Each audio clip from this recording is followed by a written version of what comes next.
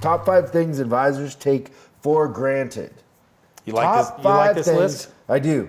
I think this is genius. So top 5 things service advisors take for granted. Number 1. Service history. How important is the service history on a car? Man, when I was an advisor, it was my go-to. Right. So I would even try to sneak looking at history before I went out to meet him.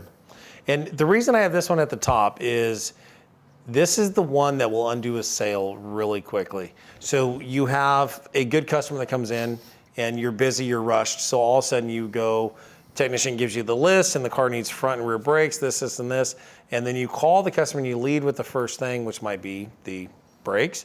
And then Mr. Johnson says, oh, hold on a second there, Sparky. Didn't you guys just do my brakes 6 months ago? And then what happens to that entire conversation?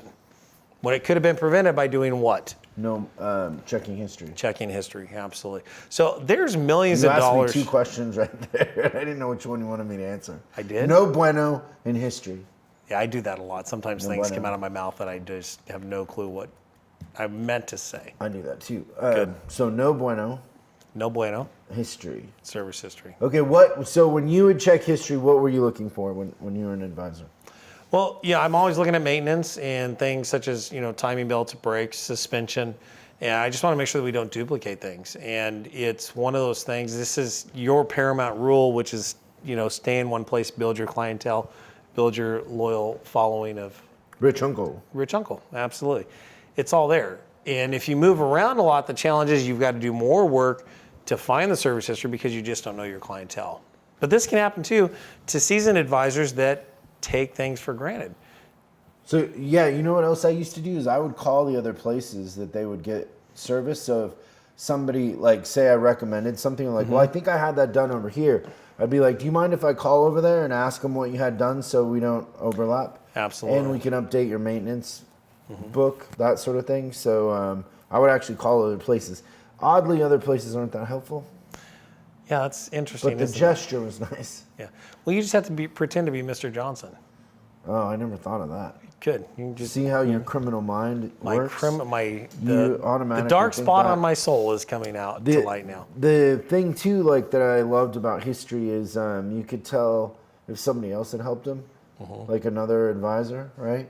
Right. Well, one of the things I look at is patterns. And you'll see gaps in the time that customers come in. Maybe they come in every 18 months or 24 months. And what is it that... But Chuck, where have you been taking your car? Well, I just go to the Quick Lube for service. Quick Lube? They're putting poison in your car. I didn't know that.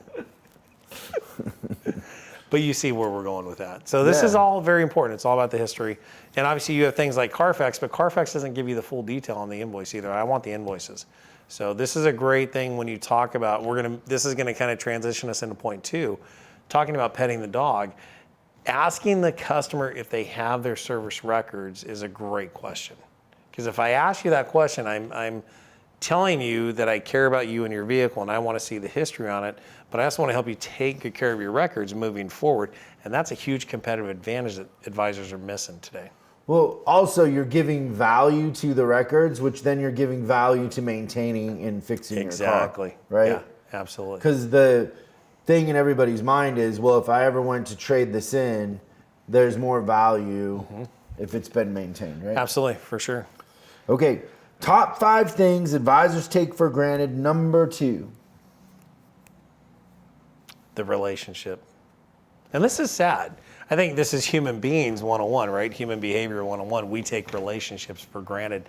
But it's very easy to take a good customer who is a key thrower that throws the Amex at you and says, don't call me, just fix it. I don't care what it costs. It is very easy to take that relationship for granted too. I think more than that is the one they take for granted is that first oil change or early on when they don't need a lot of stuff. And I always thought I make my money by them not needing anything early on and making friends with them. Because then when they do have a problem, I'm their go-to. Right.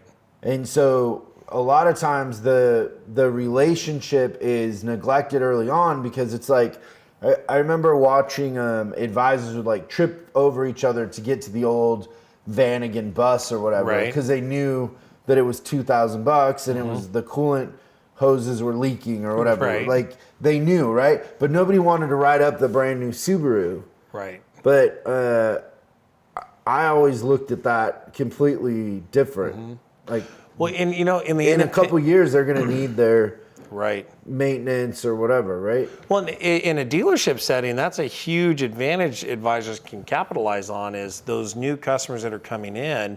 Maybe some advisors don't want to deal with them because there might be some warranty issues or some minor things they've got to deal with, and you don't really make, you don't have a big sale with it. But I look at it, how do I provide that 5-star experience for the client that time, so then that sets the stage for what they want, and they will come back and see you. On that subject, something that I've heard a lot on strategy sessions that I've done lately is pay plans for advisors where they bonus them on hours per RO. Okay. I don't understand why anybody would do that, because the thing that happens is they don't want to go out and write the smaller jobs like the oil changes. They avoid them. Even if you think they're not, they are. If you believe that pay plans direct behavior, so if you believe that a pay plan affects the behavior of somebody, right? Oh, it's going, yeah, absolutely. If you believe that in concept, then understand by having an hours per RO bonus in your pay plan, your advisors are going to avoid the newer customers that need oil changes, and it's a big reason. So now why you're building a retention. business that isn't customer centric. It's focused on what the business can extract out of the customer, which is how many hours can we sell you on every ticket. So yeah, we used to have, there was one pay plan I worked at back in 2010 that we got a bonus based off of our average repair order. And the advisor that had the highest ARO got like a $500 bonus that month. Well, we did smog checks. So guess what happened every time a smog check would come in? Oh, gotta go to the bathroom. We'd all run I got out a the phone back call. door, right? Because if it passed, it was a $50 ticket, so that would just Got to kill check it. on a car in the shop. Yeah, and you can manipulate your ARO or hours per RO just by selecting who you work with and saying no, but you're not providing the service that the client really needs. Top 5 things service advisors take for granted. Number 3, You knew it's coming. parts. Parts. It's not the parts. Come on, we got to give parts a break here. It's I not just the put parts that in there because I department. knew you'd want to pick on parts. I don't like to pick on parts. I love to pick on parts, especially the parts manager who's sitting down listening to Service this right now. advisors might take parts for granted. Make them do parts department job for a week, and they would never come back to the service drive because they realize they don't have to work. They get paid Get not in to so do much anything. trouble for that. Yeah, you get paid for screwing things up. Supposed to have 8 of these parts. I have 6. Oh, well, don't worry, it's on back order. It isn't really on back order. We just forgot to put the order in. You know what about this though is here's the thing that this leads to is what they really are taking for granted is the technician's time. Parts is? Parts is. You've seen the lines out back where the technician has to wait for the parts, right? Oh yeah, the tone is like, oh, these technicians, they're ungrateful, whatever. Meanwhile, their time is burning. You're just lighting money on fire. Absolutely. So absolutely, technician time is something that we do take for granted, and it's So number 3 is technician's time. number 3 is parts manager's fault. But it's technician's time. But it's technician's and in time. reference, when we wrote the list, was in reference to advisors, because the list is Right. top 5 things advisors take for granted. Yes. The technician's time. Yes, And technician's so time. the idea behind it was they don't get good descriptions. Right. They don't actually put their hands on the noise or the rattle. They don't go for a test drive with the customer. It's just, customer says it rattles. Right? Well, you got to realize that every minute of your technician's time is going to generate revenue or should generate revenue. And as an advisor, your job is to tell that story on the repair order so the technician can read it and get to the root cause as fast as possible. And if you don't do a good write-up, that's huge. And then also, in the independent world, we use, book time is one of the things that we use a lot of to estimate our jobs out. And you've got to take into so many different factors: condition of the car, the history of the vehicle, and value your technician's time and fight for the time. You got to understand this. Technicians only get compensated on one thing. What is that one thing? Time. Time. So they don't make anything on part sales. So if you give a half hour away, you're essentially robbing from your technician. And our job is to protect that. Same thing with diagnosis, right? You got to get them enough time. Like, I think we talked about this before. No vehicle has ever been fixed for an hour. I mean, Right. maybe it has, but truthfully, most of the time, if somebody comes in with a problem that has to be diagnosed, it's never less than $500. Unless it's like a clip or a fuse or something. So I tried this out. You talked about My repair authorization? Yeah. So we had this Ford Ranger come in. What and year? Doesn't matter. Yeah, 72 or 88. 88, okay. It's 20 years old. And How many miles? 200 plus. All right. Yes, we're up there. You can't open the Ford. outside door. You got to leave the window down and get in from the. So, the guy Okay, so asked- what is your thinking going into that? So it's a 1988 Ford Ranger with 200,000 miles on it, and the door doesn't open? Right. The door handle on the outside doesn't work. doesn't work from the outside. So right. what do you know in that scenario? How much does that cost to fix? That's a couple $100 right there. A couple $100 a minimum. Yeah, just to do the outer Okay. door handle. Uh-huh. So what'd you do? Well, he asked me how much a diagnostic test was. And I said, well, we do things a little bit differently here. We're focused on your solution, not just selling you a diagnostic test. So do you want me to fix your truck? Absolutely. How much to fix my truck? We got to take the door panel off, right? Well, that wasn't even what he brought the car in for. He brought it for a check engine light diagnosis. So we have two concerns now, right? Oh, okay. So what's the scale of the check engine light?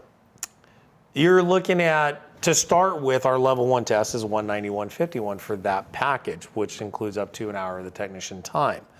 But I asked him, does he want me to fix his truck? And he said, yes. How much would that cost? So guess what number I threw out there? $1,000. $15,000 and I'll fix your truck. And he laughed. He laughed. It was great. It was a great icebreaker. And he says, what are you going to do for $15,000? I'm going to make it run perfect. I'm even going to have it painted. I might even put a set of new wheels and tires on it for you. You're going to have a brand new truck when you get back here. But if you want $7,500 down, I'll have it done in 3 weeks for you. Does that work? He said, well, I don't want to go that far into it, but what are we looking at to get the check engine light fixed? And then I said, well, the level 1 test is $190, $151. He said, oh, that's easy. So the power of contrast really worked there for me. So you used it a different way. Well, just a little different way, but it was fun to play I probably with. would have had him sign for $1,000 there. I think so. And I would have that, had him sign for about $1,000. But hearing you talk about that, and I think I'm seeing more dealerships do this because some of the harder cars that we get, when we get really busy, I'll sublet them to dealers and let them diag it, and then I'll fix it. And I'm seeing the dealerships catch on to that now. So on electrical stuff, I'll get a call back from the advisor and like, hey, Jeremy, it's going to be like $1,000 for us just to tell you what's wrong with us. And I'm like, okay. And you guys have listened to some of our classes here. But yeah, it really got my mind around to it, whereas every time we have to make an outgoing call to ask for more money, that's a negative experience for the client. So I'd rather start a little bit higher and be able to make it a positive experience. I really like setting the stage on that a little bit. Well, more, I would always, if I authorizations. knew kind of that it was going to be around 1,500, I'd say 1,700 because I liked it to be lower than what I said. Absolutely, yeah. So- And that is one advantage I'll concede to the dealerships is they have the pattern Well, failures. I think it applies to independents even more because sometimes older cars, it isn't as clear. And, you're not working on Ford Rangers all day. So you work on a Ford Ranger, then you get a Hyundai or a BMW or something, and it's a different kind of car. You might not know that power steering racks go on BMWs or whatever it is, right? You just don't know. Thank you so much for watching this clip of Service Drive Revolution. Now you can catch the full episode on YouTube, iTunes, or Spotify, or wherever you consume your podcast. If you have any questions, go ahead and post them in the comments below. Make sure you subscribe and hit the bell icon so you're notified when we post new episodes. I'm Chris Collins, and you can find me on Facebook and Instagram at Chris Bulldog Collins. And I'll see you again on the next episode.